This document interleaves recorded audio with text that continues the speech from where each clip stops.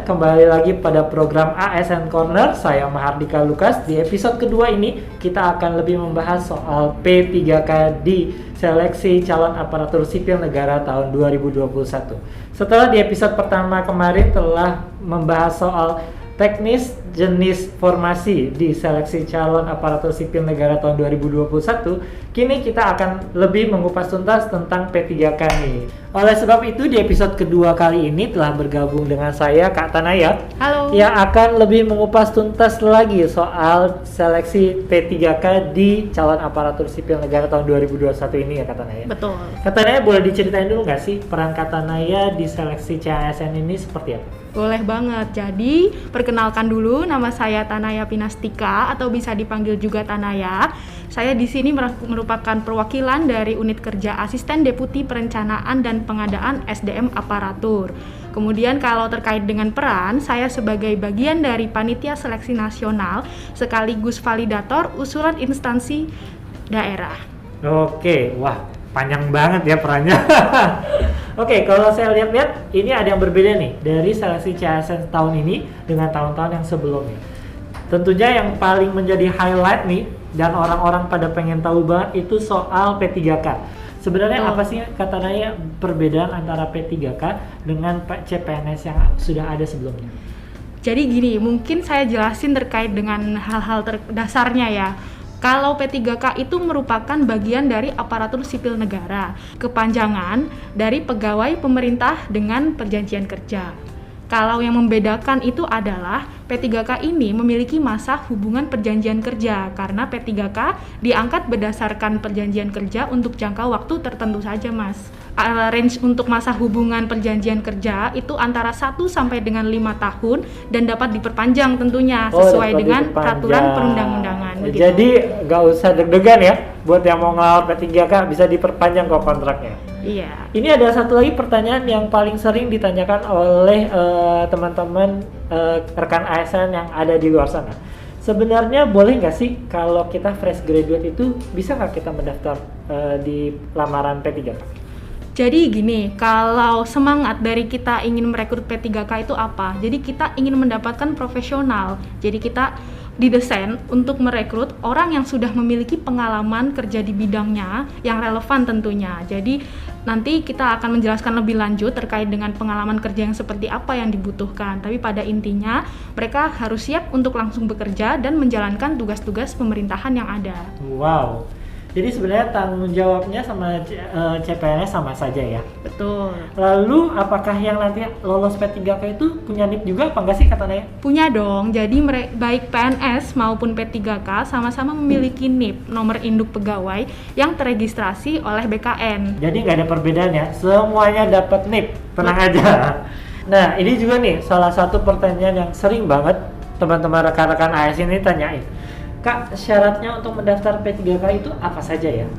Oke, pada intinya sih persyaratan umumnya itu hampir sama dengan persyaratan-persyaratan yang harus dilengkapi untuk melamar CPNS. Tetapi memang akan ada perbedaan-perbedaan mendasar. Seperti yang pertama, dari segi usia nih Mas. Usianya paling rendah adalah 20 tahun dan usia maksimalnya itu adalah 1 tahun sebelum batas usia pensiun. Jadi kalau misalnya kita ambil contoh saya sebagai analis kebijakan pertama, itu untuk usia maksimal saya mendaftar adalah 57 karena analis kebijakan pertama masa batas usia pensiunnya adalah di 58 tahun. Itu untuk yang pertama. Terus kemudian yang kedua, dari segi pengalaman kerja, kita juga ada persyaratannya yang minimal itu beda-beda nih antara jenjang pemula, terampil, dan ahli pertama itu adalah 3 tahun. Lalu yang kedua, dari segi untuk jenjang yang lebih tinggi nih seperti mahir, jenjang penyelia, jenjang ahli muda, dan jenjang ahli madya itu minimal pengalamannya adalah 5 tahun. Itu pengalamannya bersifat sangat penting Mas, karena tujuan utama kita meng-hire P3K ini adalah untuk benar-benar mendapatkan profesional di bidangnya. Yang ketiga nih, terakhir tapi tidak kalah pentingnya Mas, yaitu persyaratan tambahan yang berupa sertifikat kompetensi. Itu bisa berupa syarat wajib maupun syarat tambahan. Kita ambil contoh mungkin untuk lebih jelasnya. Misalkan nih, saya mau mendaftar pada jabatan pengelola pengadaan barang dan jasa. Oleh karena itu, saya harus melihat nih kualifikasi pendidikan apa yang tercantum pada pengumuman masing-masing instansi. Lalu kemudian yang kedua, saya harus memiliki sertifikat keahlian pengadaan barang dan jasa yang diterbitkan oleh LKPP. Begitu Mas. Nah, berarti untuk calon pelamar P3K di tahun ini harus benar-benar jeli nih, harus benar-benar teliti, harus cari tahu dulu sedalam mungkin kira-kira kompetensi apa yang dia punya, terus dia masuk ke formasi apa. Betul begitu ya kata Naya ya? Betul sekali. Ini juga biasanya jadi sumber kegalauan nih teman-teman rekan-rekan ASN soal akreditasi. Apakah di seleksi P3K ini ada syarat terkait akreditasi kata Naya? Kalau untuk akreditasi tidak ada, jadi persyaratan akreditasi itu hanya diberlakukan bagi seleksi CPNS saja. Kita akan lanjutkan lagi untuk pertanyaan-pertanyaan yang paling banyak ditanyakan sama teman-teman, rekan-rekan ASN. Ini adalah paling krusial menurut saya, karena mereka langsung bertanya soal seleksi dan materinya itu seperti apa kata Naya. Itu pertama kita mau nanya soal seleksinya dulu kata Naya. Materi seleksinya tuh seperti apa sih? Kalau kita tahu, kalau kita mau melamar CPNS itu kita ada seleksi kompetensi dasar dan seleksi kompetensi bidang. Betul. Apakah itu juga harus kita lalui kalau kita mau melamar sebagai P3K? Jadi kalau untuk materi seleksinya ya, pada intinya P3K ini kita punya 3 tahapan Mas Dika. Yang pertama adalah seleksi administrasi, lalu yang kedua bukan seleksi SKD dan SKB, tetapi namanya adalah seleksi kompetensi yang terbagi menjadi 3, yaitu ada seleksi kompetensi teknis, seleksi kompetensi manajerial, dan seleksi sosial kultural. Dan kemudian juga ada tes wawancara Mas Dika. Tetapi semua ini soalnya disusun oleh tim penyusun naskah seleksi di bawah koordinasi Panselnas dan juga instansi pembina. Lalu kemudian untuk tes wawancara itu juga digunakan untuk menilai integritas dan moralitas. Jadi tadi untuk tipe-tipe seleksinya, terus kemudian dari segi materinya, nih kita akan jelaskan secara spesifik ya, karena kayaknya ini pasti akan menjadi highlight yang dicari pada video banget Pak. Nih. Gimana tuh Mbak materinya tadi ya, seperti tadi ya? Iya, jadi kalau satu persatu akan saya sebutkan terkait dengan seleksi kompetensi teknis, itu nanti materinya akan berkaitan dengan bidang teknis jabatan yang dilamar. Terus kemudian yang kedua, untuk seleksi kompetensi manajerial, ini ada seleksi terkait dengan integritas, kerjasama, kemampuan komunikasi, pelayanan publik, orientasi pada hasil, pengembangan diri dan orang lain, mengelola perubahan dan pengambilan keputusan. Untuk seleksi sosial kultural, itu materinya terkait dengan kepekaan terhadap perbedaan budaya, kemampuan berhubungan sosial, kepekaan terhadap konflik, dan juga empati tentunya. Selanjutnya kalau untuk yang tes wawancara, ini juga kita gunakan untuk menilai integritas dan moralitas tadi yang sudah saya sebutkan ya. Jadi semua ini menggunakan metode seleksi CAT-BKN tentunya untuk menjaga transparansi dan akuntabilitas. Tadi katanya udah membahas persyaratan sudah, materi seleksi juga sudah. Pertanyaan selanjutnya ini tentang mekanisme seleksi P3K ini seperti apa? Banyak isu-isu yang beredar di masyarakat nih. Salah satunya soal pengadaan P3K kategori guru.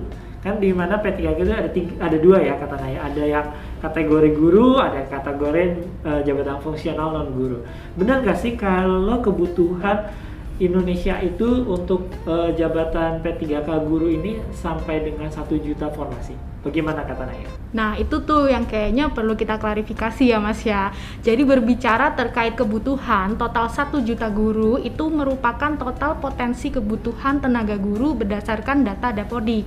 Tetapi dari segi pengusulannya semuanya dikembalikan lagi pada kewenangan masing-masing instansi daerah. Jadi totalnya itu yang masuk tidak sejumlah 1 juta. Jadi dari segi prosesnya instansi daerah mengusulkan kepada Menpan, kemudian Kementerian Pan-RB melakukan validasi dan melakukan penetapan. Totalnya sampai dengan cut off 25 Juni ini hanya sekitar 486 formasi saja, begitu Mas. Kalau untuk mekanismenya tentu dibedakan dong antara P3K jabatan fungsional lain dengan P3K guru, begitu.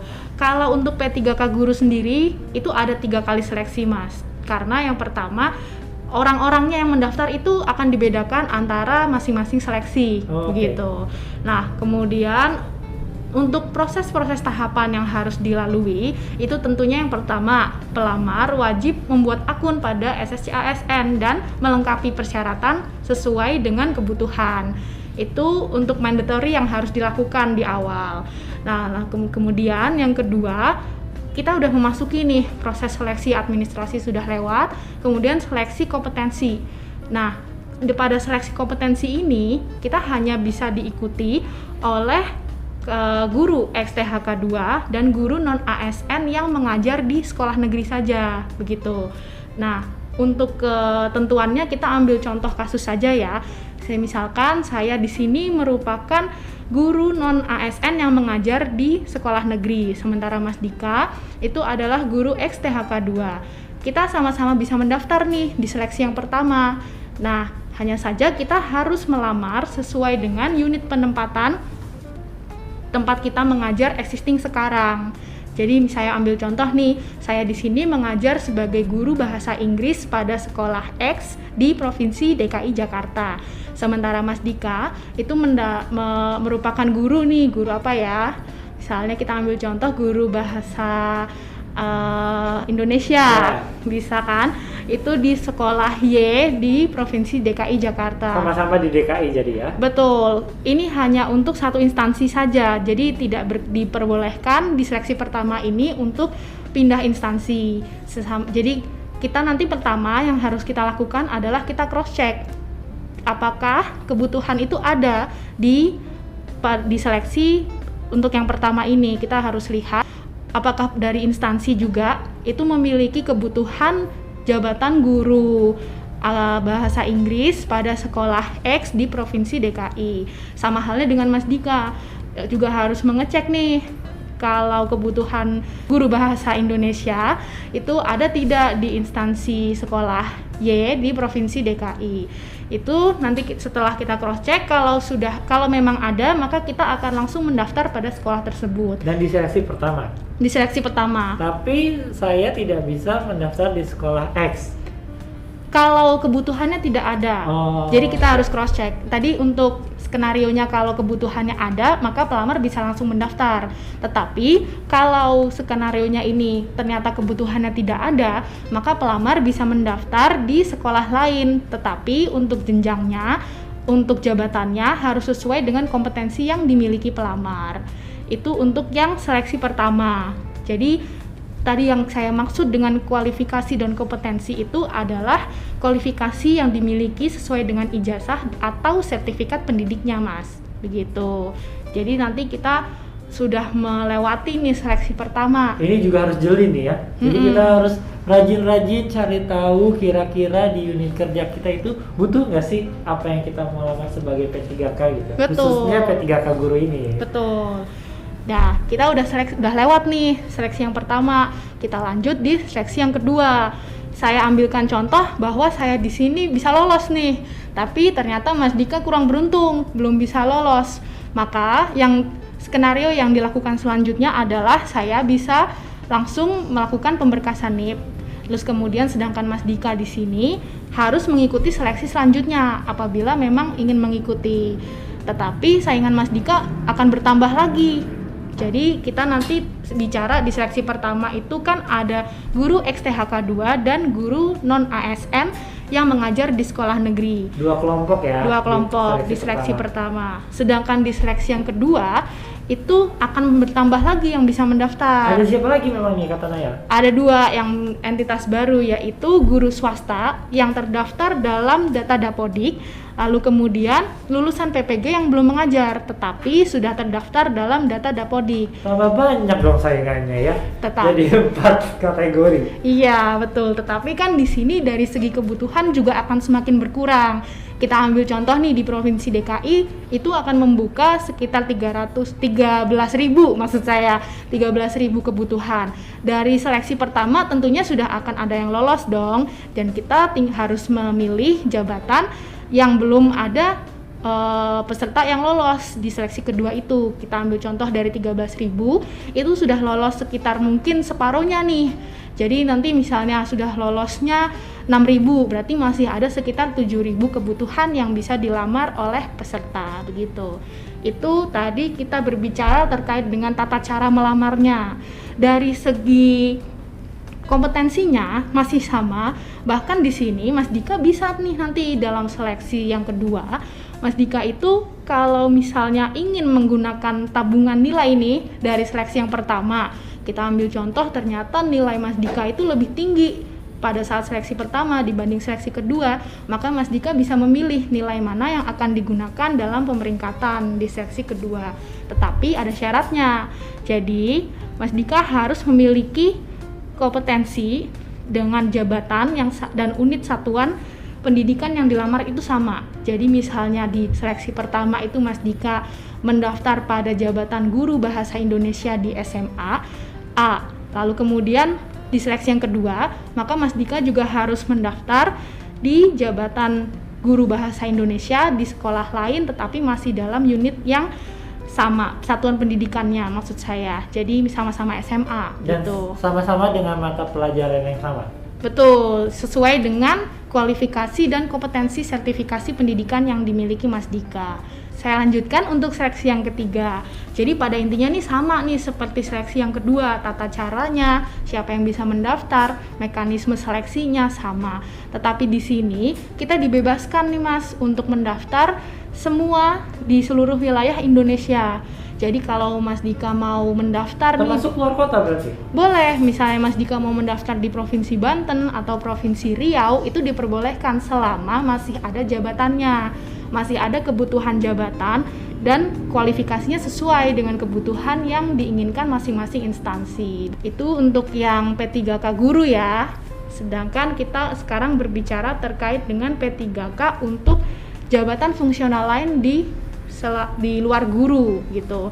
Kalau untuk tahapannya itu hampir sama antara pelamaran, terus kemudian melengkapi dokumen persyaratan, tetapi seleksinya hanya sekali saja.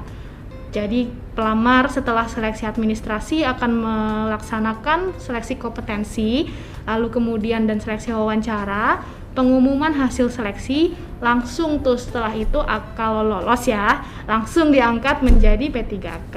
Wow, ini yang paling ditunggu-tunggu tuh, diangkat menjadi P3K. Kebetulan ini kita sudah ngumpulin nih, banyak banget pertanyaan dari netizen Indonesia yang punya ketertarikan banget soal topik P3K ini, Kak Tanaya. Waduh. Kak Tanaya bantuin jawab ya. Siap. Yang pertama itu dari akun Instagram Yuda Priambodo 4. Nah, halo Mas Yuda.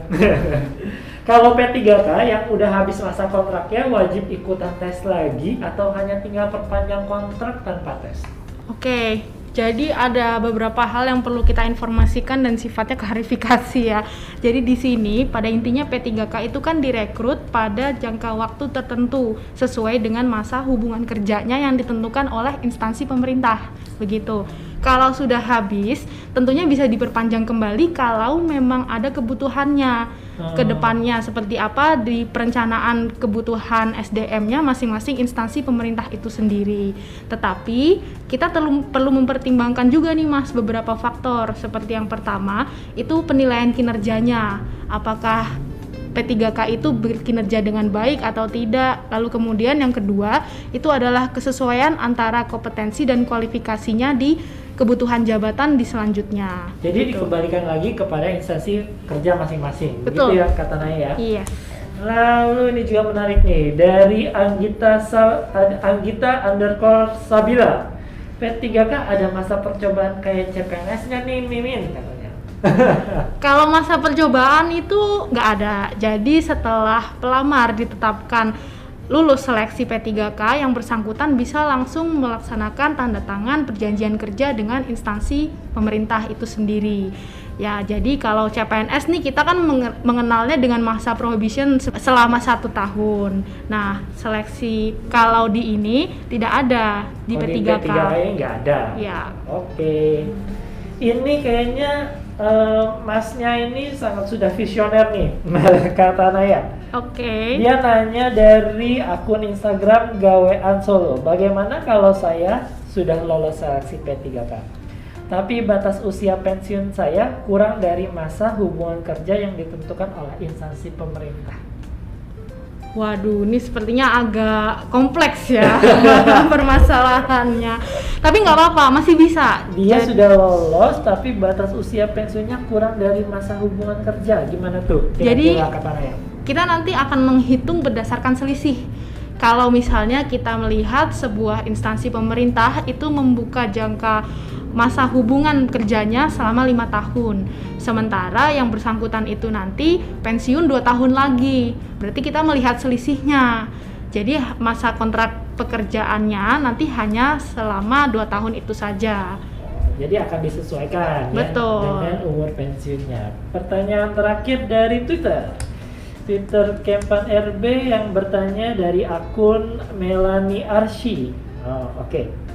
Dia bertanya soal masa sanggah. Masa sanggah apakah berlaku juga untuk P3K?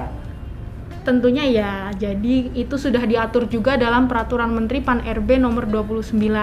Masa sanggah ini ada 2, Mas Dika. Setelah seleksi administrasi dan setelah pengumuman hasil akhir seleksinya.